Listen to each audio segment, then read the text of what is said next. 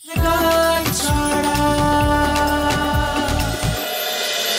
বাড়ি আপনাদের ছিল আর আপনাদেরই থাকবে। যেই নোংরা কাজ করেছে, যার জন্য আপনাকে লকআপে যেতে হয়েছে, তাদেরকে এবারে শাস্তি পেতেই হবে। রাহুল আর দিদি অনেক অন্যায় করেছে, কিন্তু তবুও বারবার আমার মনে হচ্ছিল এই চুরিটা ওরা করেনি। ওদের বিরুদ্ধে যা যা প্রমাণ পাওয়া গেছে সব সাজানো, অত্যন্ত সযত্নে তৈরি করা, তবুও আমরা ওদের শাস্তি দিয়েছি। আর যে আসল দোষী সে আমাদের সামনেই দাঁড়িয়েছিল। তার অপরাধের দায়ে অন্য কেউ শাস্তি পাচ্ছে সেটা দেখে উনি মজা পেয়েছেন, আর বারবার প্ল্যান করে আমাদের সেই ভুলটার দিকে উনি ঠেলে দিয়েছেন।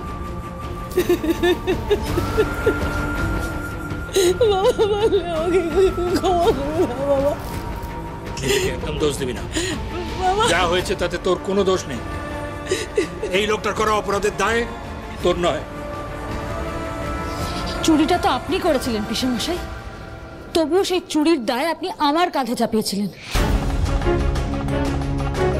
কেন বলুন তো, কেন? আমি আপনার কি ক্ষতি করেছিলাম এই পুরো ষড়যন্ত্রটা আমার বিরুদ্ধে করলেন? কেন? নাকি আপনার লোভ এতটাই মাত্রা ছাড়িয়ে গেল যে নিজের শ্বশুর বাড়িতে এরকম একটা কাজ করার আগে আপনি দুবার ভাবলেন? আপনার একবারও মনে হলো না যে ছোট পিসিমণির কি হবে? ছোট পিমনির সম্মানের কথা, গুবলুর কথা, নিজের সম্মানের কথা একবারও মনে হলো না আপনার? আমি ভুল করে ফেলেছি। লোভের বশে আমি অনেক বড় অন্যায় করে ফেলেছি। আমাকে ক্ষমা করে দিন বাবা। আপনি বিশ্বাস করুন, আমি এসব করতে চাইনি। আমি এতটা খারাপ মানুষ নই বাবা, আমি এতটা খারাপ।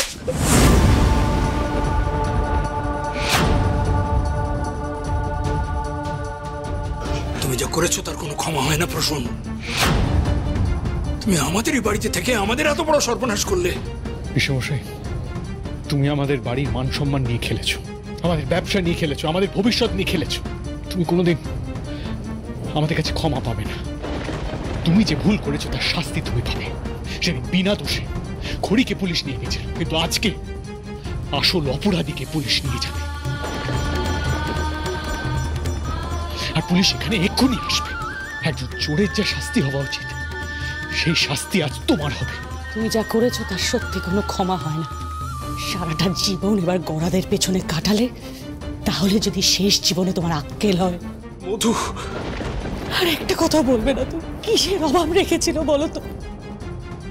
এই পরিবারের মানুষরা তোমাকে ভালোবাসা দিয়েছে, মান সম্মান দিয়েছে, সেই মানুষগুলোর সঙ্গে তুমি এরকম বেইমানি করলে, তাদের এত ক্ষতি করলে কেন? আমার তো এখন মনে হচ্ছে তোমার সাথে আমার দিল্লি থেকে ফিরে আসাটাই ভুল হয়েছে। মধু, আমি শখ করে দিল্লি থেকে ফিরে আসিনি মধু। আমি এমনি এমনি এখানে চলে আসিনি, বাধ্য হয়ে এসেছিলাম এখানে। আমি অনেকগুলো টাকা শেয়ার মার্কেটে লাগিয়েছিলাম। একদিন থেকে আমি দেউলিয়া হয়ে গেছি, আমার সব টাকা ডুবে গেছে। আমার তখন করার কিছু ছিল না, আমি নিরুপায়। আমার বাড়িটা আমি বন্ধক রাখতে বাধ্য হয়েছিলাম, না হলে তো বউ বাচ্চাকে নিয়ে আমি ভেসে যাবো। কোথায় থাকবো? মাথার উপর ছাদের তো দরকার, তাই না? তারপর একদিন শুনলাম ওই ঋদ্ধি খড়িকে একটা দায়িত্ব দিচ্ছে, অনেকগুলো গয়না রাখতে বলছে। আমার তখন মনে হলো যে আমি তো ভেসে যাচ্ছি, এই কটা গয়না নিয়ে যদি আমি বাড়িটা ছাড়াতে পারি। আমি মনে মনে তাই ঠিক করেছিলাম যে ওই কটা গয়না নিয়ে আমি বাড়িটা ছাড়াবো। এটা যে আলাদা করে এরকম একটা ইস্যু হয়ে যাবে আমি বুঝতে পারিনি।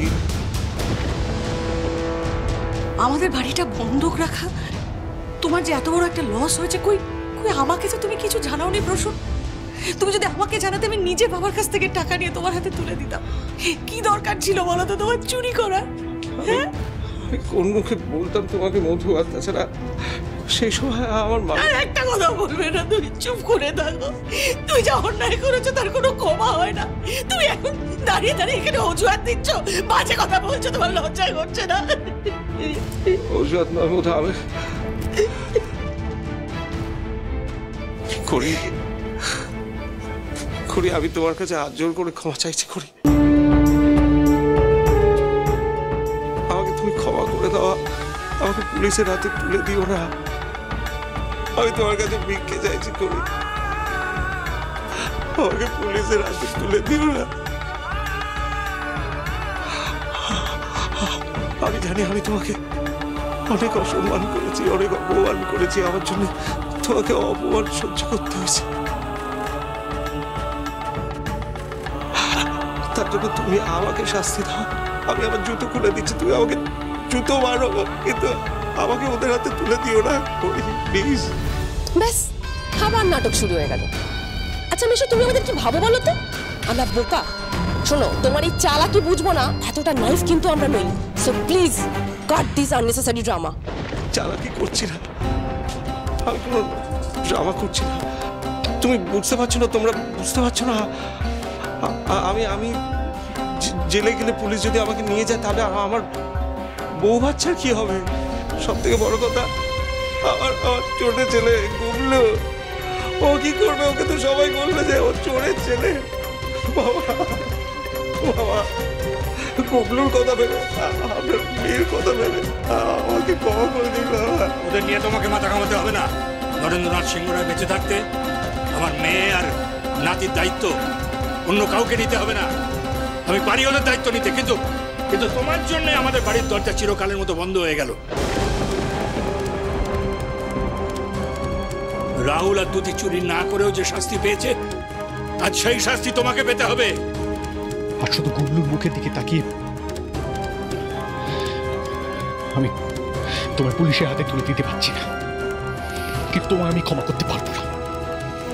আর যতদিন তুমি সৎ পথে কিছু করে ফিরবে, ততদিন তোমার সাথে পিসিমণি আর গুবলুর কোনো সম্পর্ক থাকবে না। তোমার মুখ আমি আর দেখতে চাই না। বেরিয়ে যাও, বেরিয়ে যাও এখান থেকে।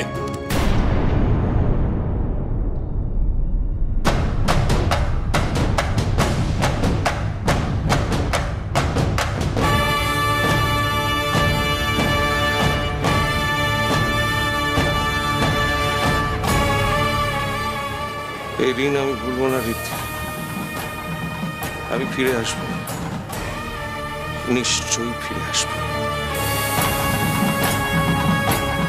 আর আমার সেই ফেরাটা তোমাদের সবার মনে থাকবে।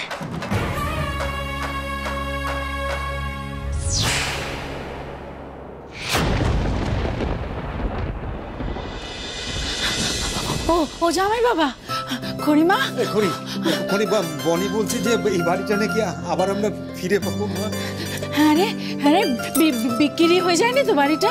না মা, এই বাড়িটা আমাদেরই ছিল আর আমাদেরই আছে বাবা। এই না তোমার দলিল।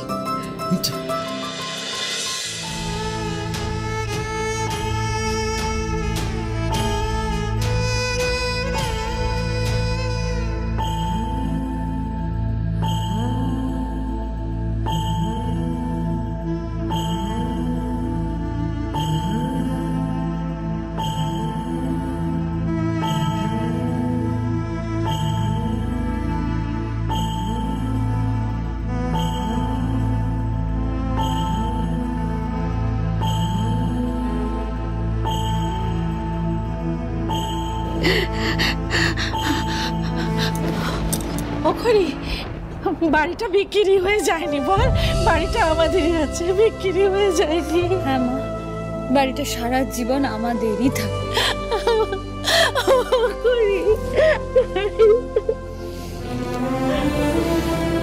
বাবা, এই বাড়িটা চিরকাল আপনার ছিল আর আপনারই থাকবে। এই বাড়ি কেন, এই বাড়ির একটা ইট কেউ বিক্রি করতে পারবে না। কি বলেছে তোমাকে আমি ধন্যবাদ দেবো আমি জানি না। তুমি আবার আবার নতুন জীবন দিবে। ও বাবা, কিভাবে তোমার ঋণ শোধ করবো বলো দেখিনি? সারাটা জীবন তো তোমার কাছে ঋণী হয়ে রইল আমরা। কি বলছেন মা? সারাটা জীবন আপনারা আমার ঋণ শোধ করবেন? আমি তো শুধু আপনাদের প্রাপ্য, আপনাদের অধিকারটুকু ফিরিয়ে দিচ্ছিলাম। আর বাবা মা কখনো তার ছেলের কাছে ঋণী হয় না। আমার শুধু একটাই অনুরোধ, আমার ওপর অভিমান করে থাকবেন না, আর বুক ভরে আমাকে আশীর্বাদ করবেন শুধু, তাহলেই হবে। সারাটা জীবন এই আমাদের আশীর্বাদ তোমার সঙ্গে আছে বাবা।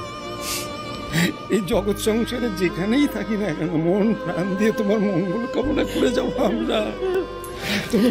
তোমার খুব ভালো হবে, খুব ভালো হবে।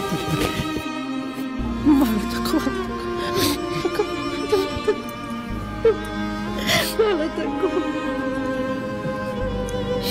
মহেন্দ্র ভট্টাচার্য আছেন? হ্যাঁ, আপনি ভেতরে আসুন।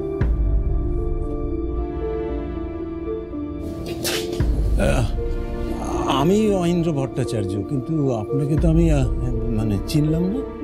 আমি এই বাড়ি মেরামতের কাজ করাতে এসেছি। আমার সঙ্গে কিছু লোক এসেছেন, ওনারা বাইরে অপেক্ষা করছেন। কিন্তু আপনাদেরকে কে ডেকেছে? এই যে মহেন্দ্র ভট্টাচার্যের সই করা পারমিশনের কপি আছে আমার কাছে। কপি? বাবা, তুমি কি বাড়ি মেরামতের কাজ করাচ্ছ? না না না তো। আরে ধুর, বাবার কাছে অত টাকা কোত্থেকে থাকবে? আর এই বাড়িটা যে ফিরে পাবো সেটাই তো ঠিক ছিল না, তারপর মেরামতের কাজ।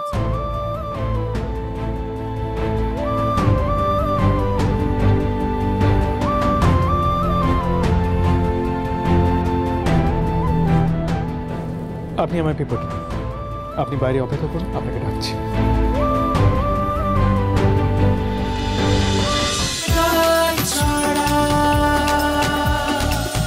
চলো চলো চলো চলো চলো পাল্টাই।